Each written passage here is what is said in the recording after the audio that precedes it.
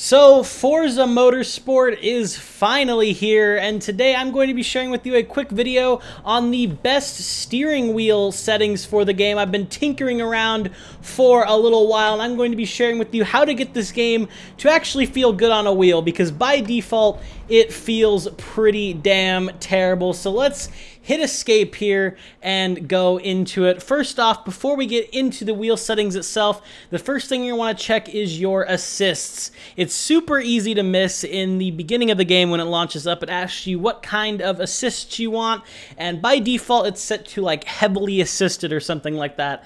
So if you don't tick that setting off, you're gonna be on some like weird fully assisted driving that of course is going to feel very weird when you're trying to use your wheel. So first off, suggested line, again, if you want to have it on or whatever. That doesn't really impact your force feedback at all. Braking, I just have ABS on. I wish there was like a factory setting, but the vast majority of cars you're going to be driving in the game are road cars, so they probably will have ABS. But if you're hopping in a car that doesn't have ABS, of course, you can turn it off.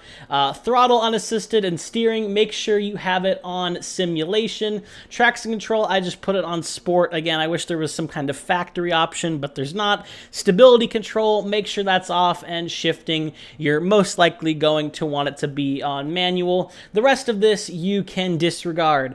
Now, let's get into the force feedback settings. Mine is just called input. I've seen a lot of videos where it's called wheel. Regardless, it doesn't really matter. They're all the same settings. So for your input, first and foremost, make sure all of these are correct. My gas and brake were actually like swapped by default, and it was pretty weird. So make sure everything is set. Just rebind everything in here. You don't need to do the individual gears, of course, or reverse, but your shift up, your shift down, your clutch, I just bound my hand clutch on my wheel, and then your steering and your gas and your brake and everything like that. You can also have your rewind button if you're using it. I'm personally not, so it doesn't really matter to me, and a pause button on your wheel if you want that. You can bind that as well. Switch camera as well is always not bad. But now to the advanced input. Here is the meat and potatoes of the settings right here. This is what I've found to be the best. Now, if you're a sim racer going into this game, don't expect a thoroughbred sim. That's not what this is. It's not what I was expecting. And driving it, it feels a little strange. I think there's some oddities that even in a more of a simcade game, they could have fixed or changed, but this is the best feeling that I've gotten it to be, and I've been tooling around with it for quite a little bit in the practice session before this race and when the game first launched up. So steering axis dead zone, you're going to want it at 0 and then 100. So all of yours dead zones, I don't know why you'd want them if you have a wheel. Just put everything at 0 and 100 and have both of these off as well. 0, 100s all down the board here for anything to do with dead zones. Now, this is the actual part of the settings that matter.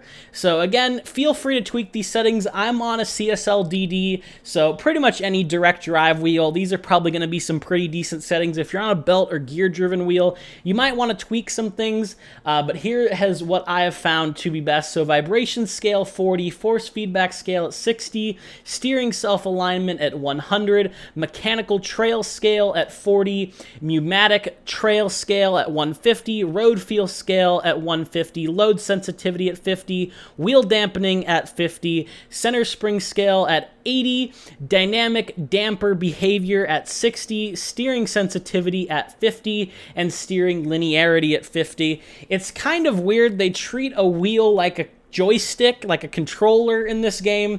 It's kind of strange, and it also tells you what everything does. So if you're trying to tweak these settings on your own, I'd recommend having a look at what all of these settings do. I've just kind of put both of these in the middle. Again, you wouldn't really have a sensitivity or a linearity scale in a racing wheel, so that's more of a controller thing, but keeping them both at 50 for me has been what works best.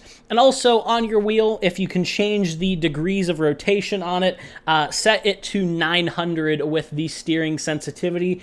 You can, of course, double check it though. Just turn your wheel 90 degrees to the left or the right, and then in-game, just tweak it until it's 1-to-1 turned 90 degrees.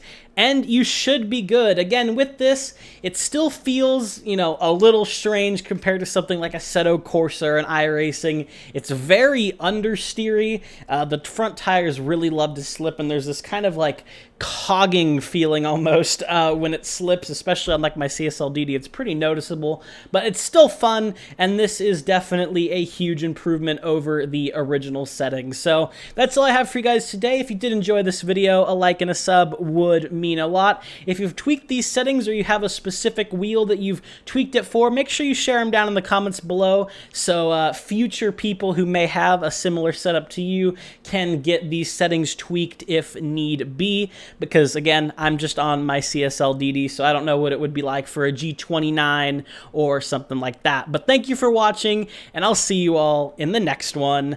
Have a good one, guys.